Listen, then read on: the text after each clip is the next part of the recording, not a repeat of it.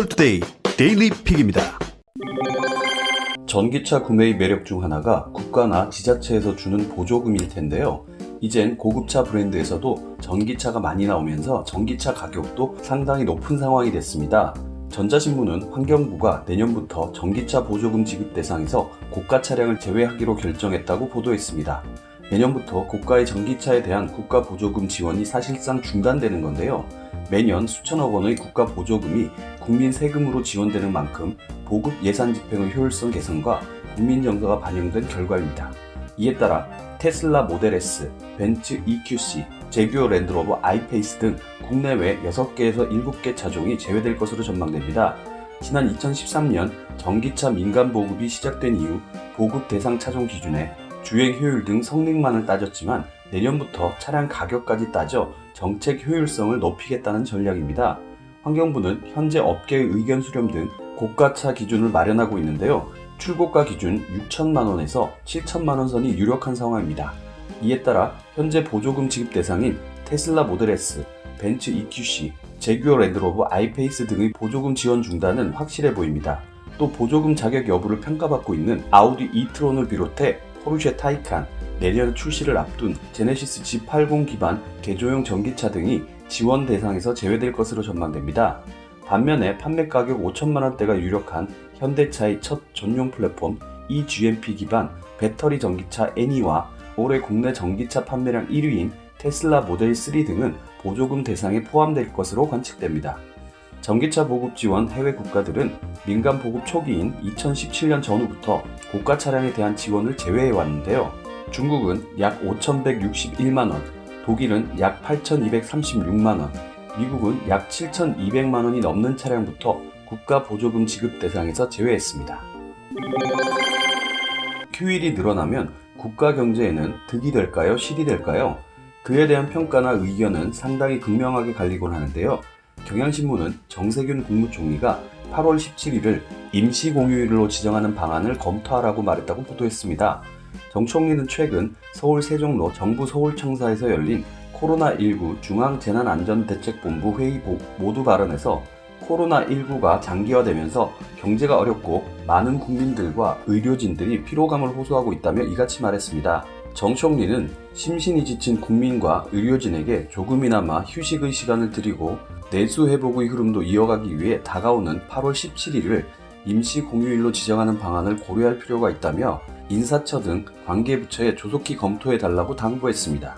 정 총리는 올해는 법정 공휴일이 주말과 겹치는 날이 많아 전체 휴일 수도 예년보다 적었다며 임시 공휴일 지정 필요성을 강조했습니다. 올해 8월 15일 광복절은 토요일인데요. 정 총리의 제안대로 월요일인 8월 17일이 임시 공휴일로 지정될 경우 여름 휴가철인 8월 중순에 토요일부터 월요일까지 이어지는 3일짜리 연휴가 생길 전망입니다. 정 총리는 최근 일주간 코로나19 수도권 확진자 수가 하루 평균 10명 내외를 유지할 정도로 비교적 안정세를 보이고 있다며 시민들이 자주 찾는 공공도서관, 미술관 등 편의시설 운영을 재개하고자 한다. 다만 이 경우에도 입장 인원 제한, 마스크 착용, 전자출입 명부 도입 등 방역수칙을 철저히 준수해달라고 말했습니다. 휴대전화를 사려면 무조건 이동통신사의 대리점을 방문하던 시절이 있었죠. 하지만 이젠 스마트폰을 살 수 있는 경로가 참으로 다양해졌습니다. 연합뉴스는 자급제로 이용할 수 있는 스마트폰 라인업이 확대되면서 국내 스마트폰 자급제 채널 구매 비중이 올해 처음으로 10%를 넘어설 전망이라고 보도했습니다. 시장조사 업체 스트래티지 애널리틱스에 따르면 올해 국내 이동통신사를 거치지 않은 자급제 채널의 스마트폰 구매 비중은 전체 11.8%로 예상됩니다. 단말기 자급제는 고객이 단말기 제조사 매장, 전자제품 유통업체, 해외 직접 구매 등을 통해 단말기를 사고 이동통신 서비스와는 별개로 가입하는 제도입니다. 2012년 국내 도입 이후 자급제 유통이 차지하는 비중이 10%를 넘은 것은 이번이 처음인데요. 이통사 점유율은 나머지인 88.2%를 차지할 것으로 예상되는데 이통사 점유율이 90% 이하로 떨어지는 것 역시 처음입니다. 글로벌 시장에서는 이동통신사를 통한 구매보다 자급제 유통이 오히려 대세였는데요. 올해 기준 일본을 제외하면 자급제 비중이 한국보다 낮은 곳이 없었고 글로벌에서는 69.9%가 자급제로 유통될 것으로 전망됩니다. 최근 국내 자급제 시장이 활성화된 주된 원인으로는 2018년부터 시작된 자급제폰 모델 라인업 확대가 꼽히는데요. 당시 고가 통신비가 논란이 되면서 단말기 완전 자급제를 도입해야 한다는 여론이 높아지자 제조사가 플래그십 스마트폰을 시작으로 중저가 폰까지 많은 모델의 자급제를 확대하기 시작했습니다. 이에 따라 중저가 폰을 자급제로 사서 알뜰폰 유심요금제를 쓰며 통신비를 아끼려는 소비자들도 하나둘씩 늘어났습니다. 유튜브가 온라인 콘텐츠 시장의 대세로 떠오르면서 그에 따른 부작용 역시 만만치 않은데요. 동아일보는 조회수, 시청시간이 곧 돈이 되자 조작 방송이 판을 친다고 보도했습니다. 유튜브가 우리 사회에서 일상화된 건 오래된 일인데요. 유명 유튜버는 웬만한 연예인보다 인기가 높습니다. 그들이 평범한 직장인 연봉의 수십 배를 벌어들이는 것도 낯설지 않은데요. 특히 큰 돈을 벌 수 있다 보니 황당한 영상도 범람합니다. 자극적인 소재는 물론이고 조작 방송도 서슴지 않는데요. 최근엔 유튜브 생태계에서도 이런 문제점들이 지적되며 자정 노력이 필요하다는 의견이 지배적입니다. 사실 유튜브는 조회수와 시청시간이 광고 수익으로 직결되기 때문에 유튜버에게 자극성과 화제성은 쉽게 떨치기 어려운 유혹이죠. 한 현직 유튜버 B씨는 유튜브를 보는 인원과 시간은 제한되어 있는데 점점 영상은 늘어나고 있다며 창의적인 콘텐츠를 만들어놔도 순식간에 이를 모방하는 일이 쏟아질 정도이고 그러다 보니 점점 수위를 벗어나는 쪽으로 빠져들게 된다고 털어놨습니다.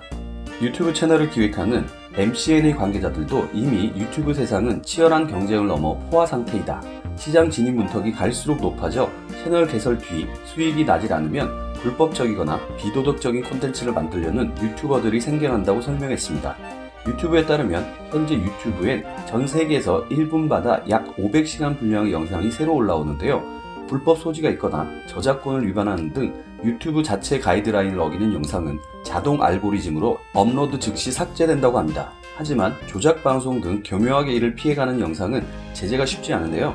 직관적으로 유해성을 쉽게 판단하기 어려운 경우도 많이 있습니다. 코로나19의 확산으로 비대면 온라인 서비스들이 큰 호응을 얻고 있는데요. 은행 역시 창구 업무는 안 그래도 줄어드는 상황이었죠. 데일리아는 신종 코로나 바이러스 이후 비대면 금융 서비스 이용이 빠르게 늘어나면서 은행들을 상대로 한 사이버 공격이 함께 급증한 것으로 나타났다고 보도했습니다. 특히 코로나19를 계기로 이 같은 사이버 공격이 더욱 정교하고 과감해지고 있다는 진단인데요. 이에 관련 피해 규모도 늘어나면서 은행들의 긴장감도 커지고 있습니다. 미국의 소프트웨어 사이버 보안 기업인 VM웨버 카본 블랙의 보고서에 따르면 올해 2월부터 4월까지 은행권 대상 사이버 공격은 이전보다 238% 증가한 것으로 집계됐습니다. 이 중 다수가 코로나19 사태와 연관돼 있다는 분석인데요. 아울러 금융기관의 80%는 지난 12개월 사이 사이버 공격 횟수가 늘었다고 응답했으며 이는 전년 대비 13% 증가한 수치입니다.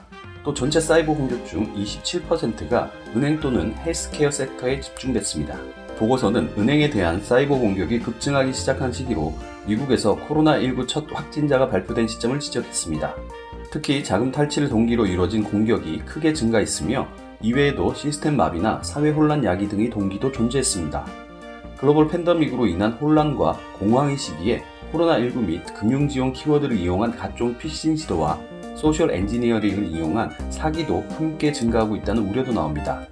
단기간 내 수천 개의 도메인이 부양, 환불, 구제, 환급과 같은 단어로 등록됐으며 코로나19와 관련해 정부로부터 수표를 받는 방법, 구제 대출을 받는 방법, 자금 지원의 추가 정보를 얻는 법과 같은 이메일이 급증한 것으로 조사됐습니다.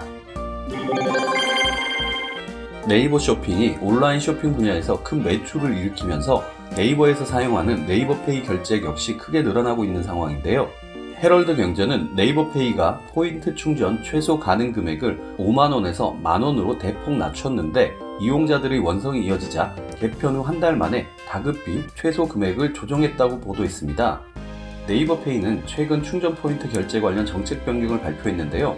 주문창에서 충전 포인트로 바로 결제할 시 최소 충전 가능 금액 5만원 단위로 충전이 가능했던 것을 각각 만원으로 하향했습니다. 네이버페이가 관련 정책을 바꾼 건 이번이 두 번째인데요. 네이버페이는 앞서 주문창에 바로 충전이 가능한 기능을 추가하면서 포인트 최소 충전 가능 금액을 기존 3만원에서 5만원으로 상향했습니다. 그러나 개편 후 이용자들의 원성이 끊이지 않았는데요.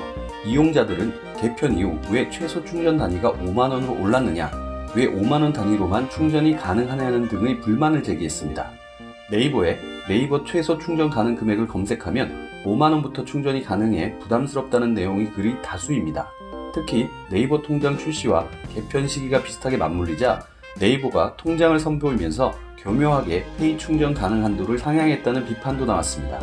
최근 이루어진 정책 변경은 이러한 불만을 의식한 조치로 보이는데요. 이용자들의 원성이 거세지자 한 달 만에 다시 최소 금액을 10,000원으로 대폭 하향했습니다. 네이버페이 포인트 충전을 활성화시키기 위한 일환으로도 분석되는데요. 주문창에서 10,000원부터 충전이 가능해지면 이용자들의 부담이 줄어 포인트 충전도 활발해질 것으로 보입니다. 행복한 하루 디지털투데이였습니다.